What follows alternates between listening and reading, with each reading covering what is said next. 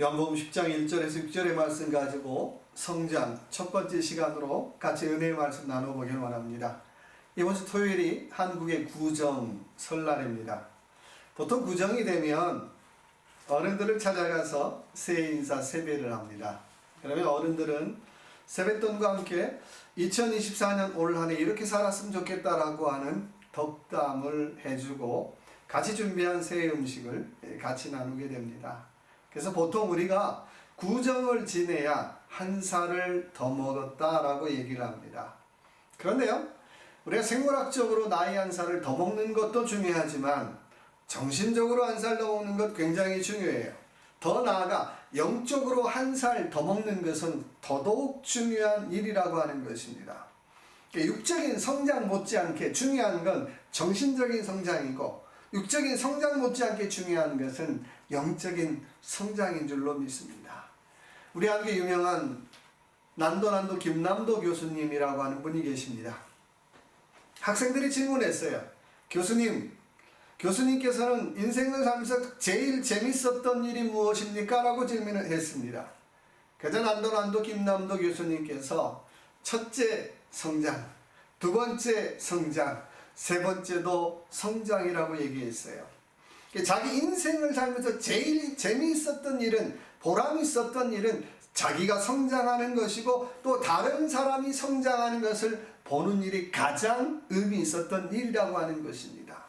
그래서 또 학생들이 질문했어요. 그럼 도대체 교수님, 성장하는 것과 성장치 않은 것의 차이가 무엇입니까? 라고 질문을 했어요. 그러자 김남도 교수님께서는 성장하는 사람은 세 가지가 다르다라고 하는 거예요. 첫째는 내가 어제보다 오늘 나아지고 있는가, 나아지고 있다라고 하는 느낌을 매일 받는가라고 하는 거예요. 내가 작년보다 올해 나아지고 있는가라고 하는 느낌을 매일 받는 사람이 성장하는 사람이라고 하는 것입니다. 나는 나아지고 있는 것이 없다, 성장하는 사람이 아니라는 거예요. 또 하나는 내가 불가능한 일을 볼 때마다 해볼 만한데? 할 수 있을 것 같아, 이번엔 하면 될 것 같아 라고 하는 그런 마음이 드는가라고 하는 거예요. 그런 마음이 들면 들수록 그 사람은 성장하는 사람이라고 얘기를 하고 있습니다. 아마도 보통은 불가능한 일, 어려운 일을 보면 아유 나는 안 돼, 못할 것 같아, 그건 정말 못해 라고 하는데 정말 그런 일을 볼 때마다 해볼 만한데, 할 수 있을 것 같은데 라고 하는 그런 마음이 들 때에 그 사람은 성장하는 사람이라고 하는 것입니다. 또 하나는 과거의 사건을 지금과 연결된 하나의 스토리를 갖고 사느냐라고 하는 거예요. 옛날의 사건, 때로는 감추고 싶고 때로는 들추고 싶지 않은 그 사건도 그 사건이 오늘 나를 만들게 하는 하나의 스토리로 내가 고백하고 사느냐는 거예요. 아마도 보통 사람들은 아이고 나한테 과거 얘기하지 마세요, 나의 과거는 묻지 마세요 그러는데, 정말 내가 별로 들추고 싶지 않은 그 과거의 사건이 오늘의 나를 만들겠다라고 하는 하나의 스토리를 갖고 있는 사람이 바로 성장하는 사람이라고 얘기하고 있습니다. 원하기는 올 한 해 저나 여러분이나 정말 정신적으로 영적으로 성장하는 한 해 되시길 주님의 이름으로 축원합니다. 오늘 저와 여러분이 읽은 본문 요한복음 10장의 말씀은 우리가 잘 아는 말씀이에요. 이 본문의 말씀을 통해서 우리가 성장 첫 번째 주제로 같이 한번 나눠볼 텐데요. 어떤 사람, 또 어떻게 해야 내가 성장하는 것일까요? 자, 첫째 1절 말씀 같이 읽어볼까요? 내가 진실로 너에게 이르노니 문을 통하여 양의 우리에 들어가지 아니하고 다른 데로 넘어가는 자는 절도며 강도요 라고 말씀하고 있어요. 자, 어떤 사람이 성장하는 사람입니까? 문을 아는 사람이 성장하는 사람이라는 거예요. 문을 모르면 성장할 수가 없어요. 영적인 것도 문을 알아야 성장할 수 있다라고 하는 거예요. 내가 구원의 문을 알아야 성장하는 거예요. 은혜의 문을 알아야 성장하는 거예요. 축복의 문을 알아야 성장하는 거예요. 그런데요, 이 문을 모르면 늘 엉뚱한 것만 두드리다가 세월 보내요. 문을 모르면 늘 엉뚱한 것으로 dam치게 하다가 세월 보내요. 저희가 중고등학교 다닐 때는 저희가 학교 뒤 훈문에 가면 늘 작은 구멍가게들이 많았어요. 그래서 쉬는 시간만 되면 아이들이 오르르 몰려서 그 담벼락 밑으로 몰려가는 거예요. 그리고 그 담 너머에 있는 구멍가게 사장님에게 얘기를 하죠. 아저씨 떡볶이 한 접시요. 아저씨 콜라 한 병요. 아저씨 뭐 아이스크림 2개요. 그러면 아저씨가 그 담 밑으로 그걸 갖고 오는 거예요. 그리고 전달을 해서 주죠. 돈도 또 전달해줘요. 그래서 쉬는 시간이면 그 담벼락 밑에서 오손도손 떡볶이도 먹고 아이스크림도 먹고 그랬던 기억이 나요. 그런데 그것도 못 참는 아이들은 직접 담을 타고 넘어가요. 그리고 구멍가게 가서 아이스크림도 사 먹고 떡볶이도 사 먹죠. 그러다가 선생님에게 걸리면 혼 되게 나죠. 그렇게 걸린 아이들에게 선생님이 별명을 붙여줘요. 담치기 1, 담치기 2. 그 아이들의 이름을 부를 때 이름을 부르는 것이 아니라 야 담치기라고 이름을 불러줘요. 그 말은 그만큼 담을 잘 탄다는 말이겠죠. 저는 가끔 이 친구들이 어디서 지금 무엇 하는지 궁금할 때가 있어요. 여러분 우리가 학창시절에 담 타는 거 추억이에요. 뭐 저나 여러분이나 담 한 번 안 타본 사람 없을 것 같아요. 그런데요 신앙생활은 담치기로 되는 것이 아니라고 하는 거예요. 오늘 1절의 말씀 보니까 넘어가는 사람하고 문을 통하여 지나가는 사람 두 종류의 사람이 등장하고 있어요. 그러면서 넘어가는 사람은 다 절도며 다 강도라고 얘기하고 있어요. 아무리 폼이 멋있어도 아무리 하는 짓이 좋아도 넘어가는 사람은 다 절도며 강도라고 하는 거예요. 질문해 볼 수 있잖아요. 왜 넘어갈까요? 왜 넘어가야만 할까요? 답은 하나예요. 문을 찾지 못했기 때문인 거예요. 내가 문을 찾지 못하면 늘 넘어가는 인생 살 수밖에 없어요. 문을 찾지 못하면 늘 넘어가고 담치게 하는 인생 살 수밖에 없더라고 하는 것입니다. 신앙인에게 문은 하나죠. 예수 그리스도가 저와 여러분의 문인 줄로 믿습니다. 사도행전 4장 12절의 말씀에 사람 중에 구원을 얻을 만한 다른 이름을 우리에게 주신 일이 없음이라 라고 말씀하고 있어요. 우리에게 문은 무엇입니까? 우리에게 문은 예수 그리스도를 통하지 않고는 우리는 그 어떤 구원의 문도 그 어떤 은혜의 문도 우리는 알 수 없다라고 하는 거예요. 내가 은혜 받았습니다라는 얘기는 나는 예수 그리스도를 통하여 은혜 받았다는 얘기예요. 내가 축복 받았습니다라는 얘기는 내가 예수 그리스도를 통하여 축복을 받았다라고 하는 것입니다. 그래서 우리가 뭘 하든지 간에 나는 과연 예수 그리스도를 통하여 하고 있는가라고 하는 질문을 해봐야 된다라고 하는 거예요. 만약에 내가 무엇인가 열심히 했는데 예수 그리스도를 통하여 하지 않는 것은 영적으로 다 넘어가는 일이에요. 봉사를 해도 예수 그리스도를 통하여 하지 않으면 넘어가는 봉사예요. 심지어는 기도를 해도 예수 그리스도를 통하여 기도하지 않으면 넘어가는 기도예요. 심지어는 목회를 해도 예수 그리스도를 통하여 하지 않는 목회라면 넘어가는 목회라는 거예요. 속된 말로 담치기 목회라는 거예요. 담치기 기도, 담치기 목회, 담치기 봉사를 하고 있더라고 하는 것입니다. 여러분 온라인에 저와 여러분 담치기 하지 마십시다. 넘어가는 것이 아니라 그리스도를 통하여 나아갈 수 있는, 예수 그리스도를 통하여 기도하고 예수 그리스도를 통하여 헌신하고 예수 그리스도를 통하여 목회할 수 있는 저와 여러분 되시길 주님의 이름으로 축원합니다. 또 하나는 예수 그리스도를 통하였다면 이제는 우리 안에 들어가야 된다라고 하는 거예요. 내가 예수 그리스도 양은 목자를 통하였다면 우리 안에 들어가 봐야 된다라고 하는 거예요. 영적으로도 마찬가지죠. 내가 예수 그리스도를 통하여 갔다면 우리는 영적으로 우리 안에 들어가 봐야 된다는 거예요. 우리가 뭡니까? 그 안에는 보호가 있고요. 그 안에는 편안함이 있고요. 그 안에는 안정이 있어요. 여러분 저와 여러분이 오늘 주님의 보호 안에 있다는 증거가 뭘까요? 그건 이런 거겠죠. 나는 주님과 더불어 편안합니다. 나는 주님과 더불어 살아갑니다. 세상 말로 말하면 아 좋다. 좀 더 나아가면 아 감사하다, 아 감격스럽습니다라고 하는 고백이 있을 때에 영적으로 우리가 우리 안에 살아가는 삶이라고 하는 거예요. 내가 아무리 많은 기도를 하고 아무리 많은 찬송을 하고 아무리 많은 성경을 외우면 뭐하겠어요? 얼굴에는 죽을 상이고요. 늘 불평과 불만이 있다면 그건 영적으로 우리 안에 사는 삶이 아니라는 거예요. 정말 영적으로 우리 안에 살아가는 삶이라면 뭘 하든지 간에 아 좋습니다. 아 감사합니다. 아 견딜만 합니다. 아 힘이 납니다 라고 하는 고백이 있는 그런 저와 여러분의 2024년 되시길 주님의 이름으로 축원합니다. 두 번째는요, 문은 찾으면 문은 열리게 돼 있다라고 하는 거예요. 3절의 말씀 보니까 문지기는 그를 위하여 문을 열고 양은 그의 음성을 듣나니 그가 자기 양의 이름을 불러 각각 불러 인도하여 내느니라고 말씀하고 있어요. 자, 문은 찾았어요. 근데 그 문은 내가 여는 것이 아니라 목자가 문지기가 열어주더라는 거예요. 마찬가지죠. 내가 주님을 찾아가면 주님은 내게 어떻게 해요? 문을 열어주세요. 은혜의 문을 열어주세요. 축복의 문을 열어주세요. 구원의 문을 열어주더라고 하는 것입니다. 자, 이렇게 문을 열고 들어가는 사람의 특징이 오늘 3절의 말씀 나오는데요. 첫째는 음성을 듣는다라고 말씀하고 있어요. 양은 목자의 음성을 듣고 살아가요. 여러분, 우리가 신앙생활하면서 우리는 저도 마찬가지지만 아이고 은혜 받았습니다. 좋아요. 그런데요, 더 중요한 것이 있다면 나는 주님의 음성을 듣고 사느냐라고 하는 거겠죠. 가끔은 내 심장이 뛰는 것처럼 내 심장을 쿵쿵쿵쿵거리는 영적인 울림을 내가 듣고 사느냐는 거예요. 내가 일상의 삶 속에서 그 살아가는 못지않게 정말 쿵쿵쿵쿵쿵 정말 뛰는 그런 영적인 울림이 내 안에 있느냐는 거예요.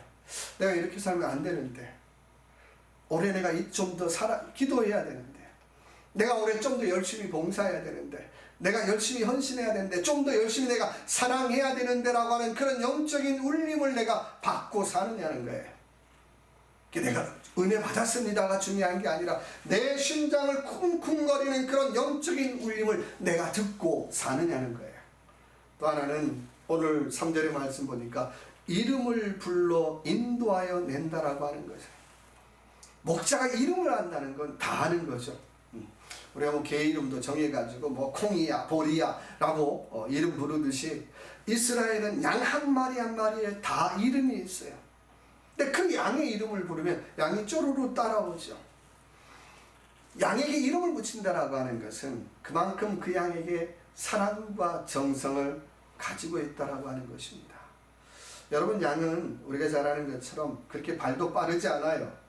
그래서 사나운 짐승을 만났을 때 재빨리 도망가거나 어디 숨거나 이렇게 할 수 있는 게 아니에요. 근데요, 우리가 잘 아는 것처럼 양은 푸른 풀밭으로 간다고 하는데 이스라엘은 그렇게 썩 비옥한 땅이 아니에요. 한국처럼 사방에 풀이 있는 게 아니라 있는 곳에만 있어요. 어떻게 본다면 이스라엘의 양은 부지런해야 돼. 풀이 많이 있지 않기 때문에 그러죠. 척박한 땅이다 보니까 가시덤불 사이에서 풀을 먹어야 되고요. 때로는 찔리기도 하고요. 굉장히 부지런해야 돼요. 그런 양의 그런 현실 속에서 목자의 인도함이 얼마나 중요한지 모릅니다. 어디 가면 풀이 있을지, 어디 가면 물이 있을지, 어디 가면 좋은 꼴이 있는지 목자의 인도가 필수적이라고 하는 것입니다. 요즘 AI 또 과학의 발달로 인간의 수명이 120살을 넘어서 140살을 바라보는 시대에 우리가 살아가고 있습니다. 많은 사람들이 감탄을 해요. 이야, 옛날에 그러잖아요. 내가 60만 살면 소원이 없겠다고. 근데 지금 그런 얘기하면 말도 말 같지 않는 얘기가 그럴 거예요. 지금 보통 어떻게 해요? 아이고, 내가 한 100살 정도만 살면 소원이 없겠다. 옛날에 그랬으면 망명 들었다고 얘기하는데 지금은 어떻게 해요? 아이고, 웬만하면 다 살아. 웬만하면 다 살 거야 라고 얘기하는 그런 시대에 살아요. 과학이 발달됐어요. 또 약이 얼마나 발달했는지 몰라요. 또 수술 기술이 얼마나 발달했는지 몰라요.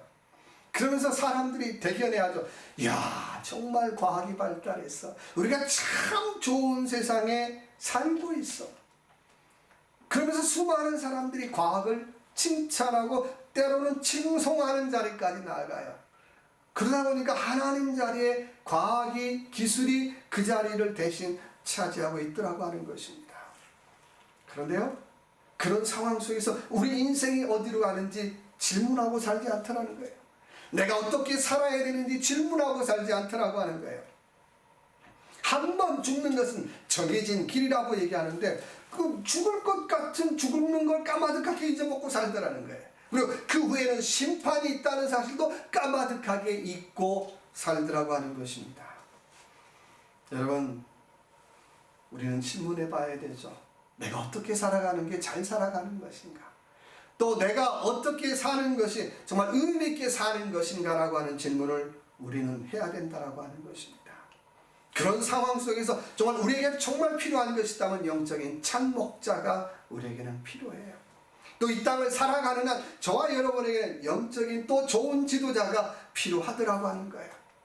정말 한 영혼을 천하보다도 귀하게 여기는 한 귀한 목자가 필요하더라고 하는 것입니다. 오늘 6절의 말씀 보니까 이렇게 말씀하고 있습니다. 예수께서 이 비유로 그들에게 말씀하셨으나 그들은 그가 하신 말씀이 무엇인지 알지 못하더라라고 말씀하고 있어요. 자, 그 주변에 모인 바리새인들, 수많은 유대인들에게 예수님이 구원에 대해서, 참 목자에 대해서 설명을 했는데요, 못 알아들어요. 세상 말로 말하면 영적으로 말귀가 어두워지더라고 하는 거예요. 영적으로 말귀가 어두워지면 주님의 그 교훈을 깨닫지 못해요. 내가 영적으로 말귀가 어두우면 하나님의 교훈을 깨닫고 살지 못하더라는 거예요. 그래서 그걸 살면서 어떻게 해요? 사람이 내는 소리, 사람이 할 만한 소리만 하고 살더라고 하는 거예요. 이유는 영적인 귀가 열리지 않았기 때문에요. 내가 영적인 귀가 열리는 순간 내가 사람의 얘기가 아니라 가끔씩 하나님께서 내게 들려주는 음성, 주님이 내게 들려주는 음성을 듣고 얘기하고 살아가더라고 하는 것입니다. 여러분, 이 세상에 살아가면서 세상의 영적인 일이나 세상 일이나 다 문이 있어요. 네, 원하기는 저와 여러분 그 문을 찾고 살아가시기 바랍니다. 내가 구원의 문이 예수 그리스도이듯이 어떤 일이든지 간에 정말 그 일의 문을 찾고 문을 열어가는 저와 여러분의 삶이 되시길 주님의 이름으로 축원합니다. 세 번째는 4절의 말씀 볼까요? 자기 양을 다 내놓은 후에 앞서가면 양들이 그의 음성을 아는 고로 따라오되라고 말씀하고 있어요. 세 번째는 따라가는 삶을 사는 것입니다. 어떤 인생이 지혜로운 인생입니까? 어떤 인생이 성장하는 인생입니까? 따라가고 있는 삶을 산다는 거예요. 좋은 양은 목자를 따라가요. 내가 어디 가서 뭘 하겠다가 아니라 늘 어떻게 해요? 목자를 따라가는 삶을 살아요. 목자의 인도함을 받는 살아가요. 영적으로도 마찬가지죠. 좋은 양은 목자의 인도를 따라가더라는 거예요. 자, 그렇다면 목자의 인도를 받는 양의 태도가 있다면 어떤 태도일까요? 첫째는 앞을 바라보는 거겠죠. 목자를 바라봐야 돼. 내가 지금 무엇을 보고 있느냐가 참 중요해요.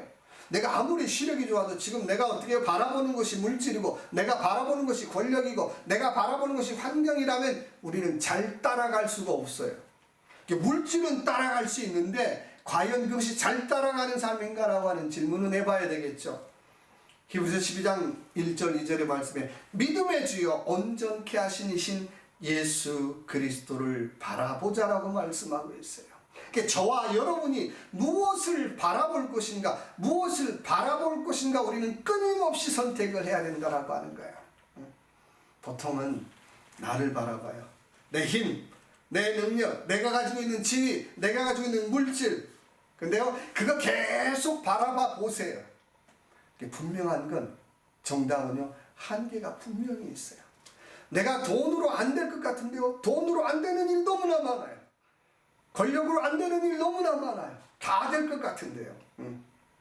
야, 이것으로도 안 되는 일이 있구나라고 하는 한계를 분명히 깨닫게 돼요. 어느 날 예수님께서 빌립에게 물어보지요.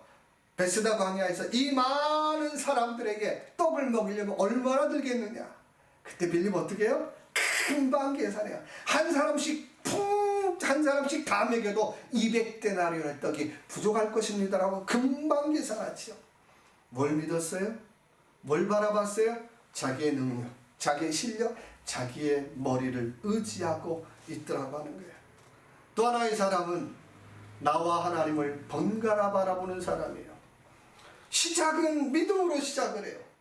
근데 결국은 어떻게 해요? 나로 끝나고 있더라는 거예요.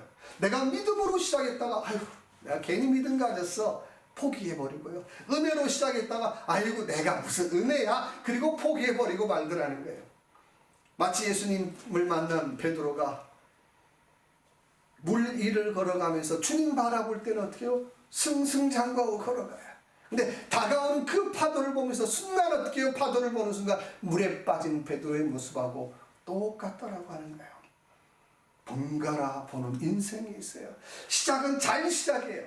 근데 작심삼일이고 영적으로 작심삼일로 끝나더라고 하는 것입니다. 세 번째는 정말 하나님만을 바라보는 인생이 있어요. 믿음의 주여 온전케 하신 이신 예수 그리스도를 바라보는 인생이 있더라고 하는 거예요. 어느 날 웨슬레 목사님에게 한 성도가 찾아와요. 목사님, 나는 너무 사는 것이 힘들어서 나는 살림이 없습니다. 가정도 어렵고 살아가는 것도 어렵고 너무너무 힘듭니다라고 얘기를 했어요.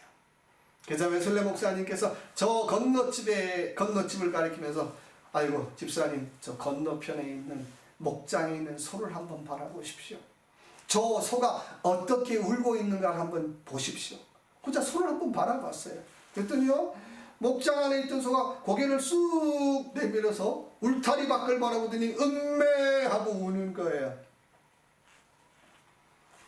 그래서 웨슬레 목사님 질문해요. 집사님, 왜 저 소가 고개를 저렇게 쭉 빼고 담장 넘어서 저렇게 음매하고 울까요? 아이고 목사님, 담장이 가로막고 있기 때문에 그런 거죠. 맞습니다. 담장이 가로막고 있기 때문에 고개를 쑥 빼서 담장 너머의 풀밭과 물을 바라보면서 저 소가 저렇게 울고 있는 것입니다. 여러분, 신앙이 뭘까요? 신앙은 기도로 이 담장을 넘어서 하나님을 바라보는 것이 신앙이란 말이에요. 영적으로 고개를 쭉 빼서 기도로 쭉 빼서 하나님을 바라보는 것이 믿음이요 신앙이라고 하는 것입니다. 믿음의 주여 온전케 하신 신 예수 그리스도를 바라보자. 근데 그것이 굉장히 더딜 것 같은데요. 그것이 굉장히 바보스러운 것 같은데 그것이 가장 빠른 길이라고 하는 것입니다. 또 하나는 따라가기로 했으면 도망가지 않는다는 거예요. 의심하지 않는다는 거예요. 그러니까 내가 진짜 목자를 만났으면, 진짜 지도자를 만났으면 도망가지 않고 딴짓하지 않아요. 여러분, 인생을 살면서 진짜를 만난 사람들의 공통적인 특징이 있어요.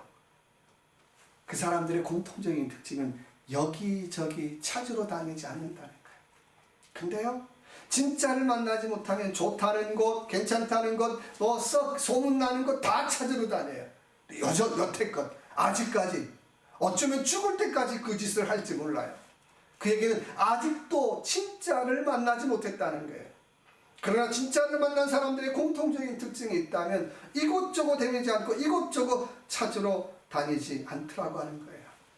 그리고 어떻게 합니까? 따라가는 삶을 살더라는 거예요. 오늘 그 말씀처럼 따라가는 삶을 찾았어요.